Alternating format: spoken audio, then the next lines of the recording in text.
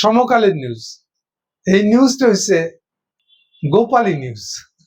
গোপালী আপনাদের মনে আছে 2013 সালে 29শে ডিসেম্বর ওই যে বালির ট্রাক খালেদা জিয়া ত্যাগতে বিরক্ত হয়ে বিকেল বেলায় বাড়ির গেটে আইসিয়া ধমকাইতেছে, এ প্লিজ বাড়ি কোথায় গোপালী, এখন মুখটা বন্ধ কেন?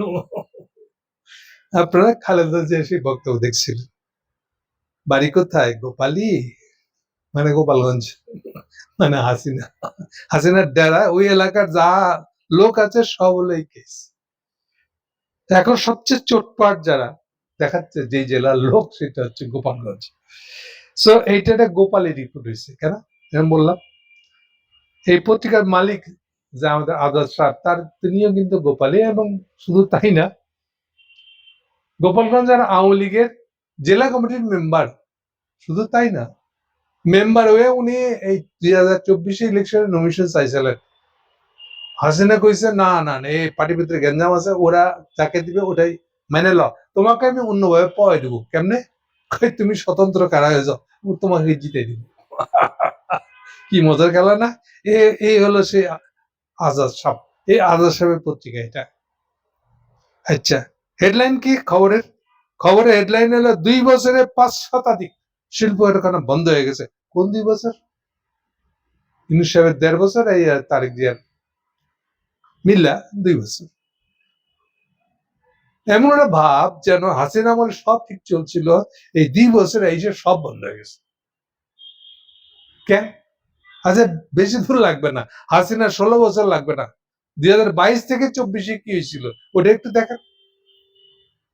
আর আপনি 22 থেকে 24 যদি সমস্ত লুট করে নিয়ে গিয়ে থাকেন, তার ইম্প্যাক্টটা কি এরপরে 2 বছর পড়বে না?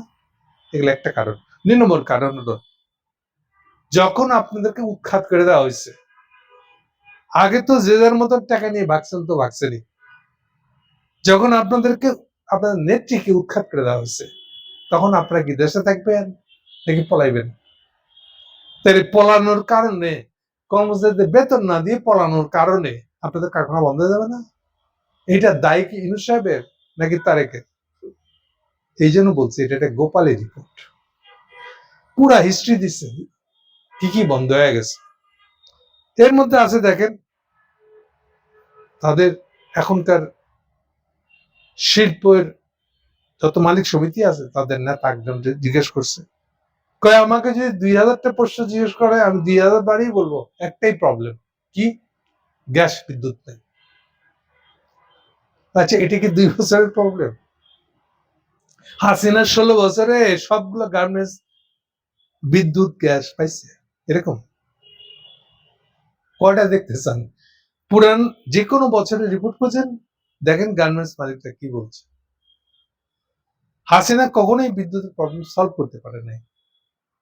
সলভ করতে না পারা বা বিদ্যুতের মূল সমস্যাটা হাসিনা না হওয়ার, কিন্তু সমস্যাটা সমাধানের ব্যাপারে না হাসিনার গভর্নমেন্ট, না খালেদা জিয়ার গভর্নমেন্ট, না একালের ইউনূস বা তারেক জিয়ার গভর্নমেন্ট এদের ব্যাপারে এখনো সিরিয়াস না। মানে হাত যে জায়গায় দেওয়া উচিত, যা করা উচিত তা কিছুই করেনি। মূল সমস্যাটা হলো যে ওয়ার্ল্ড ব্যাংক বিদ্যুৎ খাতে লোন দিবে না, এই ছিল মূল সমস্যা। আমি ডিটেলে এখন যাব না, প্রসঙ্গ বদলে যাবে। তাই এইটারই শেষের দিকে যা হয়েছিল, এই যে আপনাদের মোস্তফা গ্রুপ নাকি এমজিআই, মোস্তফা গ্রুপ তো বোধ হয়, মানে 71-এর মালিক ছিল যে ওই 71 টিভির মালিক, যে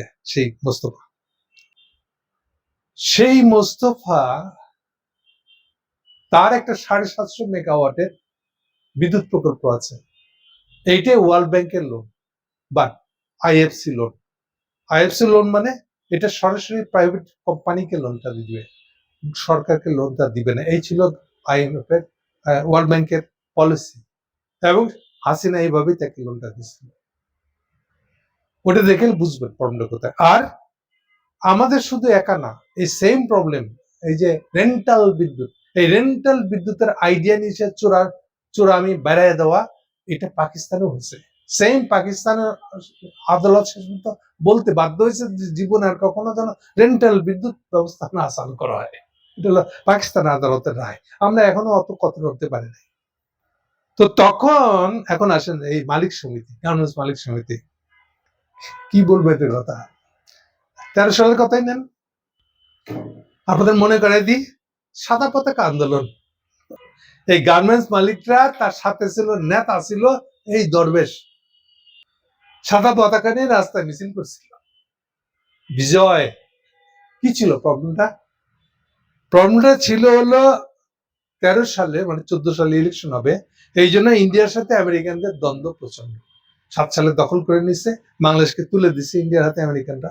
এখন ইন্ডিয়া বলতেছে পুরোটা আমরা নিব, হাসিনা আমাদের নিয়ন্ত্রণে, তোমাদের যদি কিছু বলার থেকে হাসিনা থেকে আমাদের মাধ্যমে বলতে হবে। এই হলো দ্বন্দ্ব। আমেরিকানরা এটা মানতে চাচ্ছিল না, আমার ডাইরেক্ট কথা বলতে হবে, ডাইরেক্ট সম্পর্ক থাকতে হবে। আমেরিকানরা এটা নিয়ে কদ্দূর গেছিল দেখেন, গার্মেন্টস মালিকদেরকে নিয়ে হংকং এ মিটিং করছে। হংকং এ কেন? বেশিরভাগ গার্মেন্টস মালিকের একটা না একটা বিদেশি অ্যাকাউন্ট আছে হংকং এ, কারণ হংকং এর মাধ্যমে তারা একটা বাজার ধরে, ফলে ওখানেই টাকা রেখে আসে, চোরাই টাকাটা ওখানে রেখে আসে, ফলে তাদের হংকং এ যেতে হয়।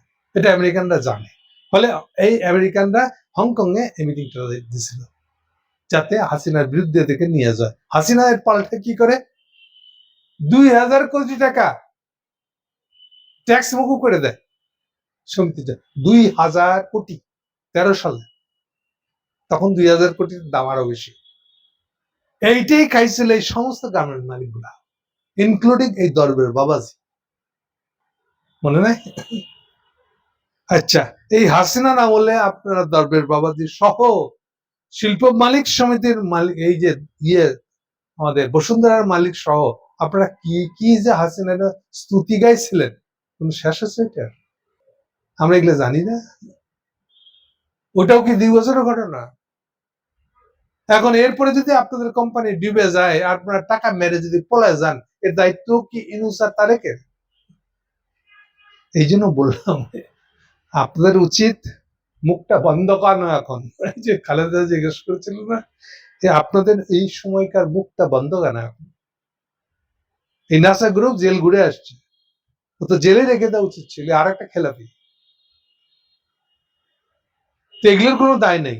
আপনারা খেলাপি হবেন, টাকা মেরে দিবেন, বিদেশে পাচার করবেন, এগুলোর কোনো দায় নেই। কারখানা কেন বন্ধ হলো, এটা হলো তারেক সরকারের দোষ, ইউনূস সরকারের দোষ। হ্যাঁ, এইসব গোপালী গল্প আর কত লিখবে? ভালো হয়ে গেল হয় না? দিন কিন্তু ভালো আসতেছে না আপনাদের জন্য। আমি আরেকবার বলে দিলাম, খালি হেডলাইনে বললাম, বাকিটা অন্য সময় বলবো। Thank you.